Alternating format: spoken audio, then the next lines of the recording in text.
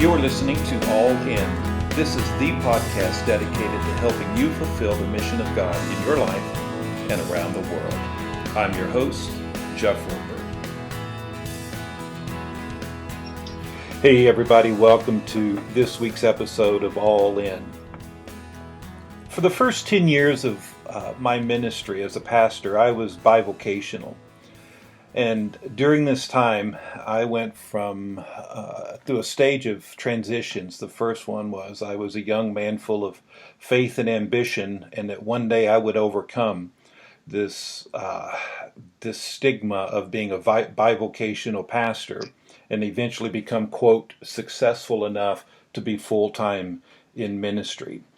And over time, I realized that just wasn't going to happen on the timing that I wanted, and God had a different time scale and a different agenda in store for my life. And I hate to admit it, but I went into a time of discouragement and despondency in my own self-image and my own identity as a man, as a minister, was really being challenged in a deep, visceral level. And remember one time at my job, one of the guys I worked with, good guy, he didn't mean any harm by it. He wasn't trying to be ugly in any shape. He was just trying to be funny. But you know, when you're sore on the inside and somebody touches that tender spot, it hurts. And he was talking to somebody. We were standing around in a circle, and he said, "Oh yeah, Jeff over here, he's a pastor, but he's not any good at it, because if he were any good, his church would be big enough that could afford to pay him a full-time salary."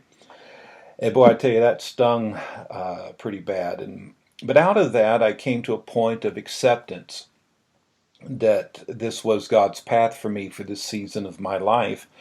And after I accepted it, I was able to embrace it and begun to make it part of my own identity. That I, rather than seeing it as a liability and something to overcome, I saw it as a strength and something to embrace.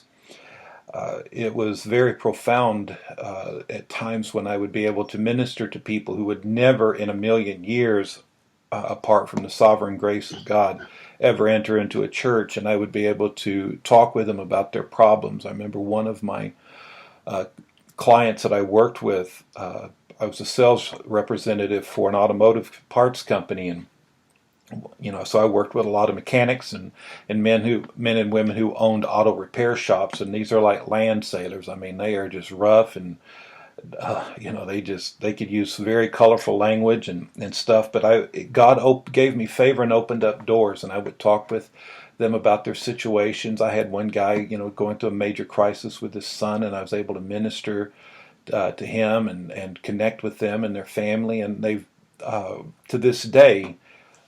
Deep friendships emerged out of that. Or the time I was working at another local shop on a sales call, and I'd be standing there when a man got a phone call that his wife and his 3 children, I believe it was 3 children, were all just killed in a house fire. And to be able to be there with them during that tragedy, both for that man and for the people in that business, though it never emerged beyond anything, just being present and to pray for them during this horrible tragedy. And through that, I began to embrace this idea of being a bivocational pastor, and I began to love it. And I began to realize that the last thing I wanted to do was work with church people all day long. I mean, who wants to hear people complain about a misspelled word in the bulletin or up on the PowerPoint, and all the things that they would do? And I always enjoyed being out there dealing with people with real life issues and struggles and things to overcome. And I began to embrace this and find life in it. And then 1995, I was at the U.S. Foursquare Church Convention. It was in Seattle, Washington, which was close enough to where I was pastoring that I could drive there for the evening services. And being bivocational, I was never able to go to any of the conventions and very seldom to any pastors' conferences. And I went to that conference, and one night the president of the U.S. Foursquare Church was on the platform saying that the bivocational pastor is the hero of our movement.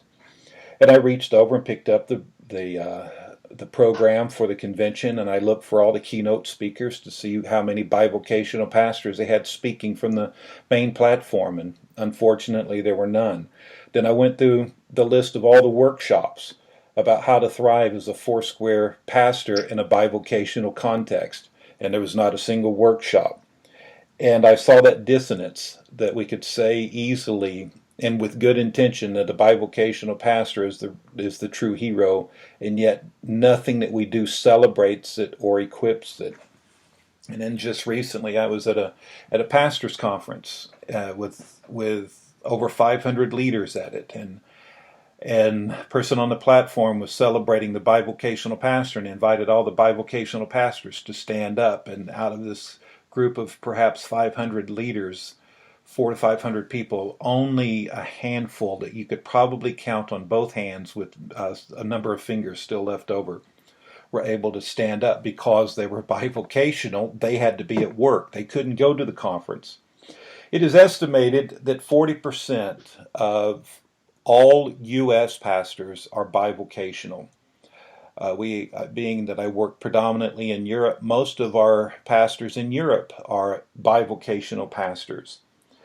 In the United States, the average church is less than 90 people total. That's adults, children, church mice, everything's 90 or less. And so the reality is that bivocational is normal. It's not something to overcome. It's something to embrace. And when I was thinking about doing this podcast on the issue of thriving as a bivocational pastor, I contacted Dave Veach, the district supervisor for the Northwest District, and I contacted Gabe Barreiro, who is now the district supervisor for the North Pacific District, who have been guests on the podcast. And I contacted both of these men, and I said, who do you know that would be a great interview for thriving as a bivocational pastor? And both of them, independent of each other, sent me one couple's name, and it was Brian and Jacqueline Jackson.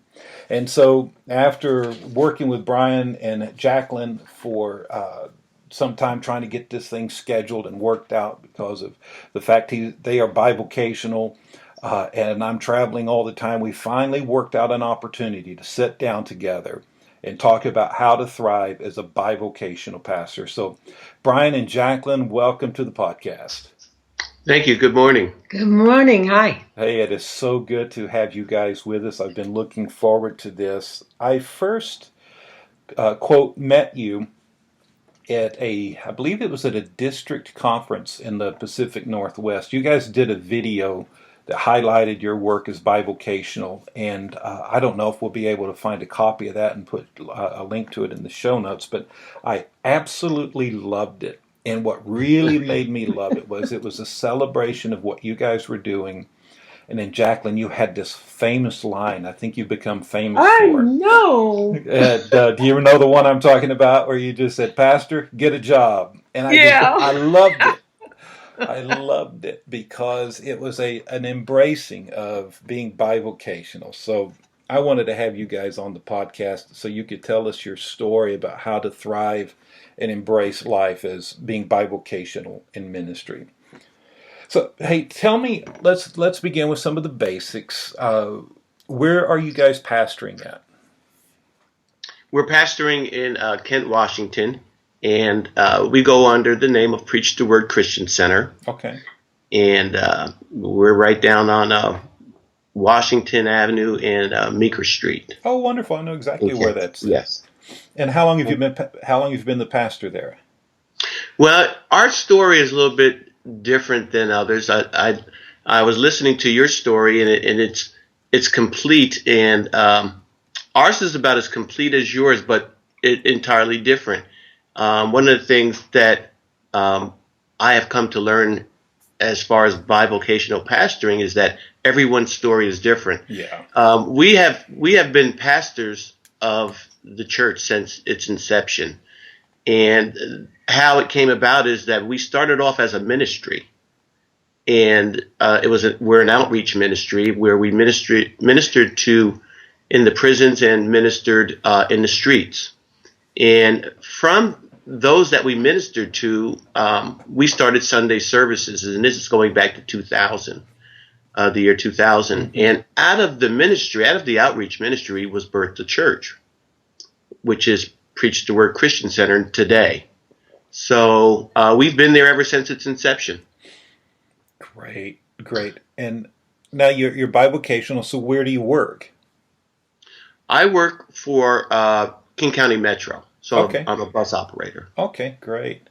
So you are entering into your gnarly season of weather. Yes, without a doubt.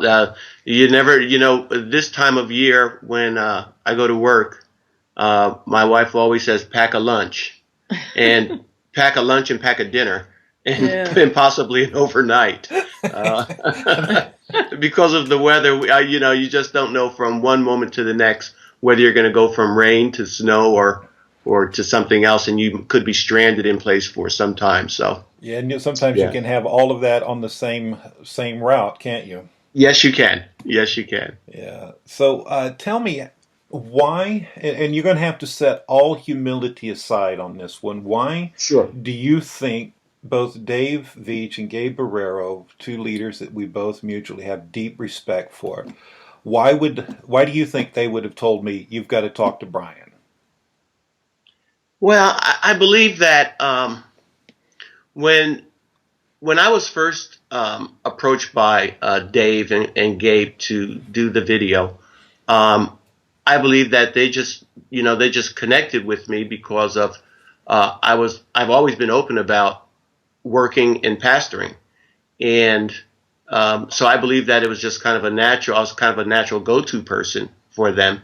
And then when my wife and we sat down and we did the video, I've got to give more credit to I think we give more credit to the guy that did the video for us than anything else. He made us look pretty good. Yeah, he really did a wonderful job.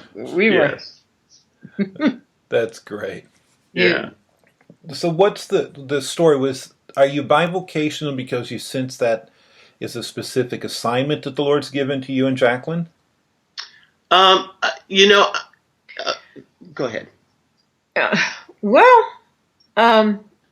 Brian was the only one that was bivocational. I also, when we started this ministry, I worked and we had children. They were pretty much teenagers then, huh? Yeah. But it was something that the Lord gave us assignment to do, and we just took it. We just accepted it. And I don't believe that you have to be hungry and starving, right? Or going.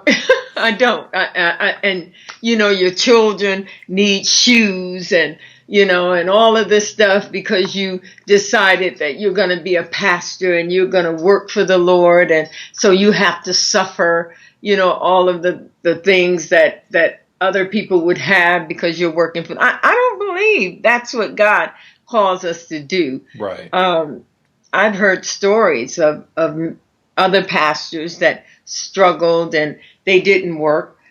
And eventually in their ministry, they end up working and they did much better. I truly believe that if a man don't work, a man don't eat. Yeah. That I've read that somewhere before.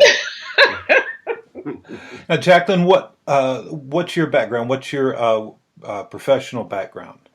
Oh, well, I owned a beauty salon and I did hair for about 25 years. Okay, now are you still doing that? No. Close the salon and put more time into the ministry now. Okay. And doing outreach work. Yeah. Okay, great. But even with that, the beauty salon, boy, I tell you what an opportunity to touch the lives of people. Oh, it was wonderful. It was a meeting place. I mean, women would come to the salon even if they weren't getting their hair done. They'd come if they need prayer. If they were going through something, they'd stop by and, it was it was a family, Right. and it grew, and a lot of the women that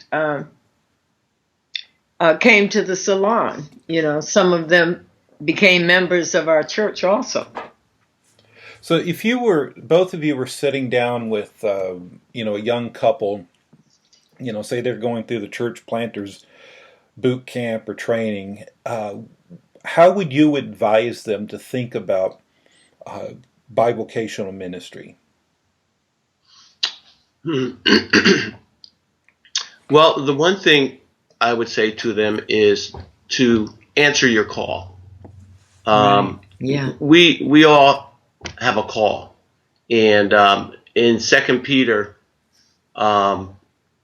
chapter 1, it says, "Therefore, my brothers and sisters, make every effort to confirm your calling and election. Yeah. For if you do these things, you will never stumble." That's it. And I believe that one of the things that keeps many people, young and old, from answering their call is fear. Mm-hmm. And in our church, we meet and we talk to so many young people who, they have a desire to reach out to others and to help in many different ways, but they're afraid of the rejection. Also, they are also tied to their career, and one of the things that I would advise, and we do advise to our young people, even some of our older folks that are in the churches, to don't be afraid to step out, right? Because God is not going to allow you to stumble. That's right. Mm-hmm. And if He has called you to become either a youth pastor, to become a teacher in the church, to become someone who just goes out and evangelizes on the street, then embrace it and embrace it wholly. Yeah. One of the things that we'll say is be committed to your And ministry, do it. Yeah. and go ahead and do it. Yeah. When I started off, By faith. I didn't start off as I was working before I came into pastoring. So, my footsteps into ministry came after I was working, and I've worked all my life. Mm-hmm. And the Lord, He just brought me into ministry through the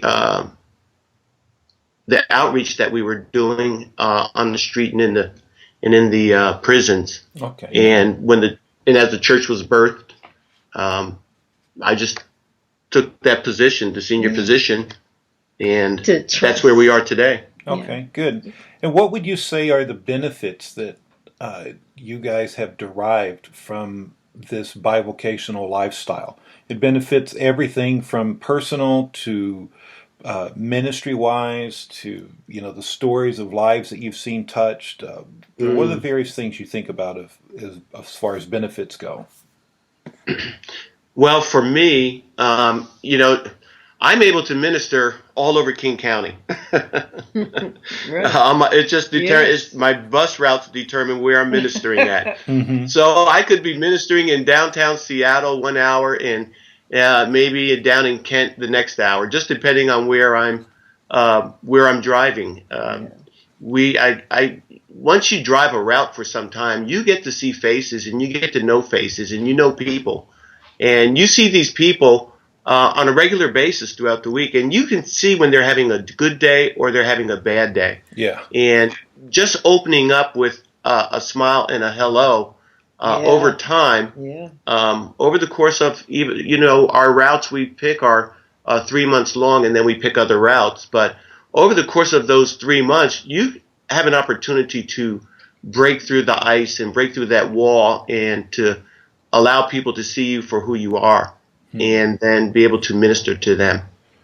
Do either of you have a particular situation or a story that stands out as one of your favorites that was a real opportunity that the Lord used you?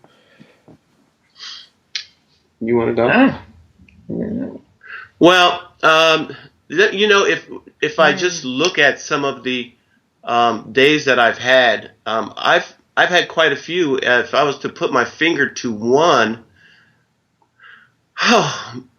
You know, There's so many. Yeah. there are many, There's and so I mean, many. Jeff, I've had Oh, people that that have rode my bus and that yeah, have come to our church, yeah, Wow. and you know, so just yeah, taking them from the street, taking them from my everyday vocation as a bus driver to getting them into the church, as a course of just doing business as a bus driver, is a blessing right there.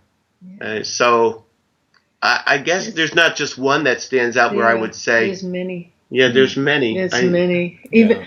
I know with me, working when I was working, when I did work, um, just around I'd say June, when it was prom time, and it was time for everyone to get their updos and their hair Uh-huh. done. They were graduating and they're going to college or going, for jobs or whatever. But I remember that there were so many young girls that would come in, and they were so afraid of the prom and prom night and what was expected and how they were, having a date and all of this stuff. Oh, it was so important to them.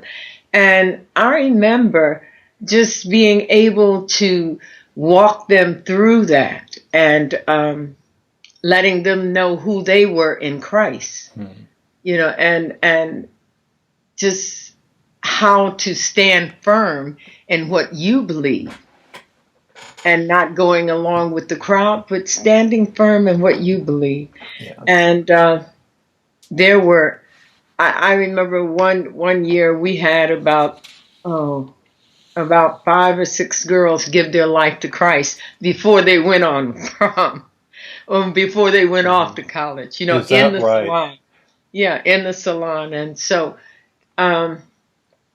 though times like that, I remember, it's like they made a decision that they were going to stand for the Lord. Yeah. Yeah. Yes. That's great. I remember similar things when I was a sales rep, Yeah. and having people, people that were getting married that had no church background. In the Pacific Northwest is very common to know people that don't have any kind of a faith background whatsoever, and so they were looking for somebody to do the wedding, and they kind of considered me their pastor, and they would ask me to do the wedding for them, even though they didn't go to church or anything. Uh-huh. Mm-hmm. Yeah. And Sure. it gave access into their life. Yeah. And then, Yeah. when a family member would die, I'd be the one they would call. Would you come do the funeral? Mhm. Just, Yeah. it was amazing. And I found my my personal richest ministry experience in touching deep human need was all during that bivocational time. Yes. Yeah. Yes. Yes. So Yes. it's really something to embrace. And now I want us to explore 4 issues that they're not necessarily unique to being bivocational, but they are things that I think really get highlighted. And these are self-image, time management, family priorities, and dealing with isolation. And so I want to ask you a few questions about these. On the self-image thing, have you ever struggled with that whole current idea that if you are really successful in ministry, then your church will be large enough that it can pay you a full-time salary? Was that just me, or did you struggle with it as well? For me myself, I never struggled with that, Jeff. It's funny, coming into ministry, and having been just an everyday Joe going to work prior to that, I never realized that bivocational was even a word. As a matter of fact, No. I feel like do the it. child that was was it the emperor who would be king or something like that, or Didn't know the he child didn't know that he was just really inside of a wall, and there was a big world out there that existed until somebody, he found out when someone told him. I didn't know anything about bivocational. I'd never investigated it until Dave and Gabe came up and asked me to about it, and I said bivocational. We were like, what does that mean? Sure. That's funny. Yes. So I didn't know that maybe I should have some type of a complex about being bivocational until I started reading about it. And didn't measure your success. No, I never measured ever success or failure by being bivocational. Right. Never. That's liberating. It is. You know what? It is liberating because when I look at and I'm just amazed at how God works in all of us, bivocational pastors, ministers, and leaders. Because see, mine is kind of the reverse. I heard you speaking earlier about working in the car dealership for a while and being exposed just to the everyday. What goes on in a car dealership. And so when I came into ministry, my wife and I, we owned a Ford dealership actually up in Oak Harbor. And so I had been in the car business for many years. And when we started the ministry, when we started the church, my wife is the one that actually started it. This is going back to 2000. And the Lord had always had a tug on me that he had something for me to do. And through the years of being in the auto business, I found less and less desire to be in that type of occupation. And so coming into ministry and letting go of the success, we had success when I worked in the auto industry. But letting that go, that was liberating. And whereas some would have saw that as success, I saw it not as success, not as success when at the height of it. Yeah. And letting it go and coming into ministry, that was liberating. So I took on a different occupation to, pay the bills and keep things flowing. And it was just a natural. And but my main focus became the ministry, the church, and working in the church. And I can say something on that too. It's because he knew that the Lord was tugging at him. And I also knew it too. It's like the Lord had let me know that if we just keep going, just hold on. I'm working with him. He's going to come, and because at one time, I had closed the salon and everything and doing the outreach ministry, and he would be a part of it sometime, but then he was working and the car business. So, that, anyone knows the car business, that's been in it. So it was a thing of prayer and knowing that, trusting the Lord.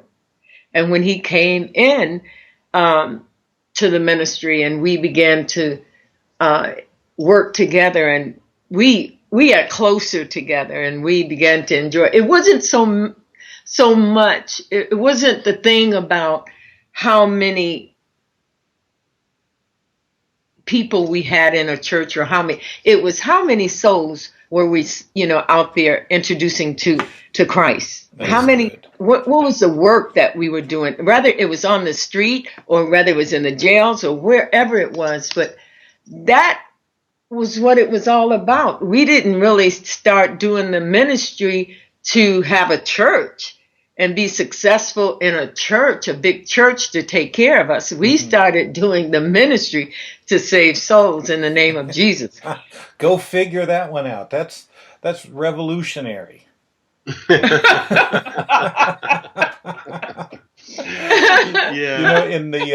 the mission world now that I live in, there's this whole movement called Business as Mission. It's a great movement, where we're teaching people to engage in business, to be on the front lines of advancing the gospel around the world.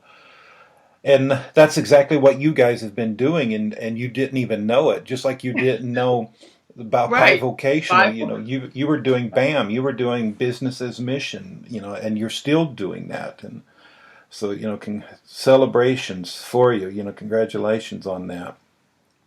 Now, Name.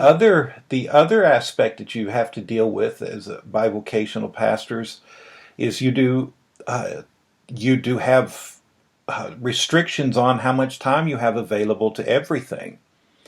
What are some of the things you've done to maintain your time management? Well, we one of the things that we had to do was get ourselves to a point where we have a schedule and we maintain the schedule. Mm-hmm. And there is only a certain amount of time to that we're able to prioritize in certain areas of ministry. But one of the things that again that we have an advantage of is that my wife and I both pastor. Mm-hmm. And so when I'm working, she is able to continue to be a force in whatever needs to be done during the day. Under his leadership. Under his leadership, okay? Okay. All right. But He's telling me. But we do. We have a game plan where, for instance, we still have our midweek services. We still have we have a Bible. Our Sundays start off with our morning Sunday school, then our afternoon service, and then we have a midweek service on Wednesday. We have a feeding program that we've been doing for the last 3 years, and we prioritize that. There's always a time when you get those unexpected calls where maybe there's something going on in a family. There's something that's going on in the life of someone. There's weddings, there's funerals, and those come when they come. And but we are able to. We haven't had a problem with actually maintaining a time schedule to meet the needs of our church. Okay. So far it has not been a problem. We have our congregation right now is about. It's somewhere between what you talked about in the averages of about 80 to 100. Okay. 50 on a good, 50 on a Sunday, and if everybody decided to come everyone decided to come one Sunday, we wouldn't have enough room. Right. Right. We have standing room. Yes, we'd have standing. So. Yeah, I remember those days, and I would tell the ushers, "Hey, count their ears this week. We'll almost double in size." There you go. If you don't count their noses, count their ears. Count their ears. That's right. And you'd almost double in size, and immediately, yes. Yeah, and then you realize, at least my experience was, I would jokingly refer to it as my first and third Sunday congregation and my second and fourth Sunday. Exactly. Yeah. Exactly. Yeah. Yes. And then on holidays, then you get the unexpected. You get everyone and some more. Yeah. So, exactly. Yeah. Exactly. Yeah. But it sounds like you have a basic running path for how you divvy up responsibility for all the various ministries, because you keep a full ministry schedule going. Yes, we do. And do you find as well, because you are bivocational, that the people in your church are more ready to step up and help because they know you are working just like they are? There's a saying, 20% of the people do 80% of the work. Yeah. In the church. Yeah. My wife and I, for a very long time, it's been her and I, and it's been another couple who we were the nucleus of the church, and we did most of the work. And now coming into a new season, we are finding that it seems like people are volunteering out of nowhere to take on responsibility, which is a blessing. Okay. And so the answer to your question is yes, we do find more people, more congregants volunteering to take on responsibility. I don't believe, though, it has anything to do with their concept of us being bivocational or not. I think it's just because they're bivocational. Yeah, they are bivocational. Maybe they've never heard of the word either. Excuse me? Maybe they've never heard of the word either. Right. Right. That's correct. You're right. Jeff, I believe that, like you put a number out there, about 40% of pastors are bivocational. And when you go into, being in outreach, we dealt with for many years with the lower income in our community, and most of those who are lower income, when they go to a church, normally you go to a small church, that pastor is bivocational. Yeah. There are many people in low income communities that go to small churches, and you have small churches, and many of the pastors that I have known and do know are bivocational. And so that number goes up greatly when you go into, low income areas of our urban cities, and go into the cities. And so the concept of I guess, and that's one of the reasons also why bivocational was not a term I was familiar with until it was presented to me, because it was just it's natural, and it's been natural for the greater part of my life that when I would go to church, the pastor still worked. He was not full. He was not city folks. He was not fully funded. Yeah, urban folks, city folks. Yeah, the urban city. And with the continual urbanization of the world that we live in, we've now, a few years ago, we reached a tipping point where half of the world's population lives in cities now. Yes. And we're going to continue to see this model. I believe it's going to become more of the emerging model that can be easily duplicated, especially in urban contexts. Yeah. Yes, without a doubt. If had we not worked, I believe that it would have been difficult for the church that we now pastor to survive. Yeah.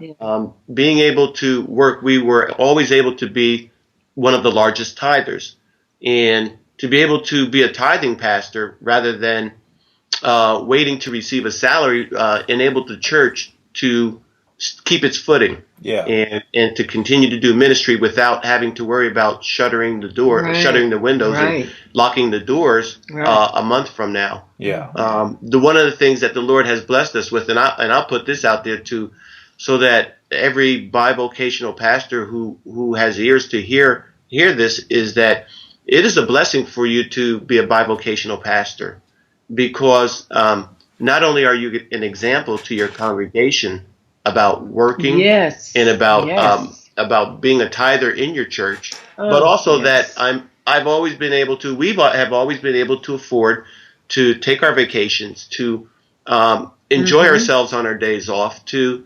bless ourselves and pamper ourselves with gifts. That's good. So it's a blessing, and that's one of the things I believe that has I know has kept my wife somewhat happy, is she's able to go shopping every once in a while when she needs it. Hey, we like that, don't we? Yes, we do. If mama ain't happy, ain't nobody happy. That's right. Happy wife is a happy life. That's so true. My wife is originally from Buffalo. I'm from New Jersey, and Piscataway, New Jersey, and so we're able to go back and visit our parents. There's a need for us to do that, and so that is great. Good. There's nothing wrong with being a bivocational pastor. There's much to it. There's much to it. Yeah. So, and what has been a challenge at times is, how do we minister to those bivocational pastors who are dealing with so much, and they don't have the flexibility in their schedule to go to conferences necessarily, or to meet with other pastors for a 2-hour lunch and talk about what's happening in their life. You've got to deal sometimes with isolation, and so far each one of these 4 things that I was going to touch base with you on: self-image, you didn't have a problem with; time management, you didn't have a problem with. Please tell me you have a problem either with isolation or family priorities. So I did have a problem with being isolated because for many years I wasn't able to attend any of the conferences. I didn't have enough time on my job to get days off. I had to be at work, and there was no way of stringing out 2 or 3 days during the week. Most of our conferences, as you know, are Monday, Tuesday, Wednesday, and so it was hard to get that time off. And no one there was no one really that would reach out to me to, you know, how you doing? How's things going? This is what's going on in the district. This is what's going on, you know, around us. So anyway, so I did feel isolated. And in a sense, I guess you could say in that there was an image problem, because not only are you not, when you're not noticed, you're not known. Yeah. You feel as though you're not known. And when you're not known, you don't feel relevant. So I did have a problem with that. And there's a need, there is a need for bivocational pastors to be able to connect, if not with one another, with the fully funded pastors, and not to feel like second class, you know, like a second class pastor, someone who did not make the grade. Right. Yeah. Because that's not true. Yeah. That definitely isn't true. Yeah, that is. It's so good. It's so good, because that's the thing I experienced, you know, in those years that I was bivocational, as well as that I couldn't go to various things, and you do feel isolated. It gets lonely out there, and it does. And so I know in Europe now, with even when we do our annual continental-wide conference, we generally have it over a weekend, because most of our pastors are bivocational. And, you know, they'll come on a Friday and leave on a Sunday. Sure. Yeah. And well, you know, now we go to conferences and people know our names, and you're famous now. People come up and say hello to us, and so it does. It feels good. But we had to get to that point where we did have to get to that point. We did have to get to that point, and you know, it was after many years that, you know, of just getting through it to the point where we were able to get to these conferences that, unfortunately, there are probably many bivocational pastors out there who maybe fall out of ministry, and we never even know. Yeah. Jeff, we don't even know, because we didn't know them, because we never met them, Yep. or we never had the opportunity to connect with them. Yeah. And so I would venture to say that there are, I believe the number is that like one out of five or something like that, they don't make it past the 5th year in ministry before they drop out. It could be higher than that. Yeah. And so if it's higher than that, we'll never know, because we're not able to reach out to connect with them to know whether they've even been in ministry before they dropped out of ministry. Yeah, that's very true. That's very true. What would you say to a bivocational pastor who's feeling isolated? Is there any advice you'd give to them about pressing through that and taking some steps for them to intentionally overcome that from their side? What I would say, you know, again, I go back to be committed to the ministry that you've been called to do. Mm-hmm. Again, I go back to and say that I guess it was a blessing I didn't know anything about bivocational pastors. I was committed to ministry, whether people knew me or not. Mm-hmm.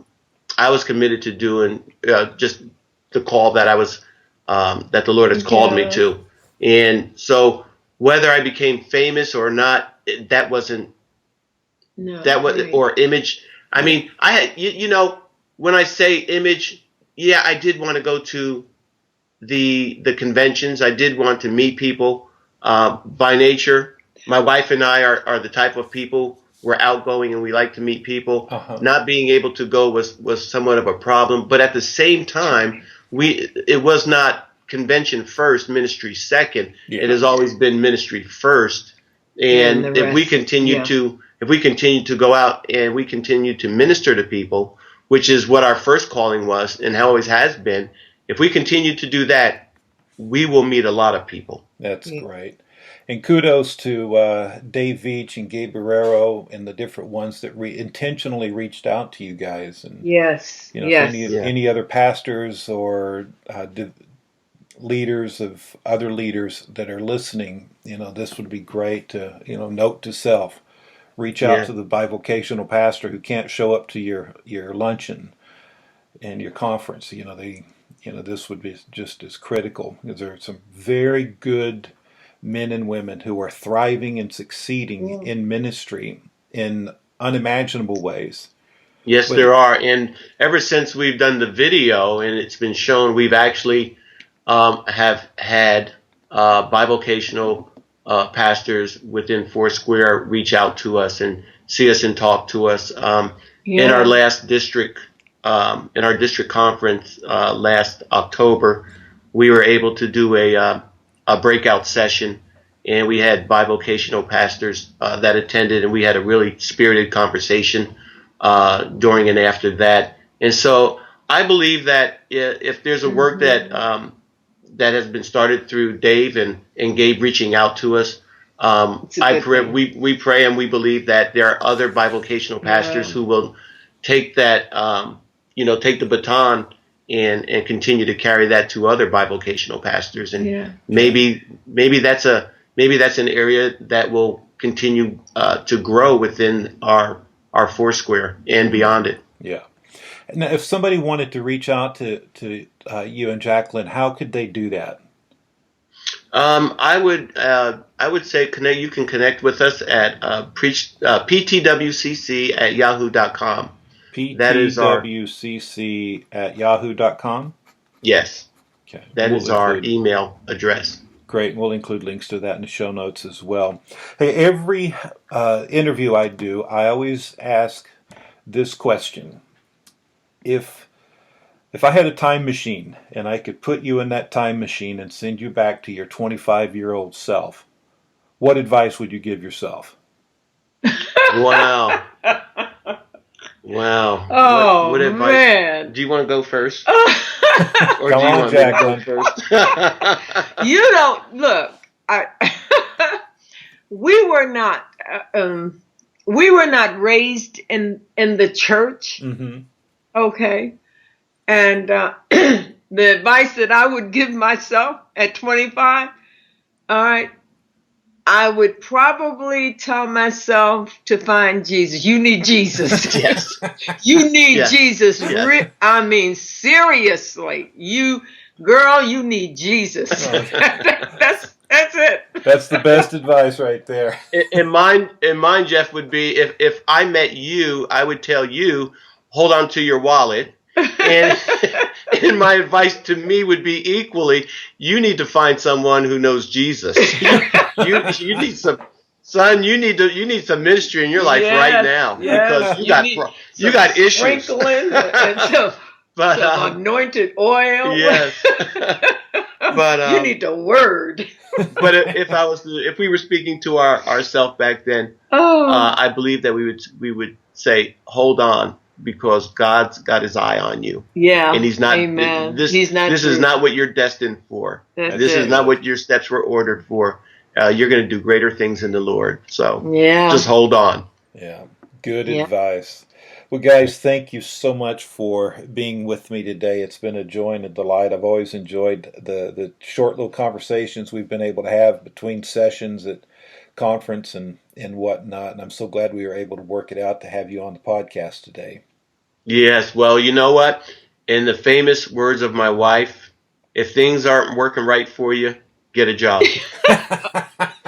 Yes, her legendary advice. And I tell you, I loved that. And, I have now I have the privilege of ministering to pastors and emerging leaders in more countries than I can't even keep up with anymore. And over the years, that's been the one piece of advice I've wanted to give most of them.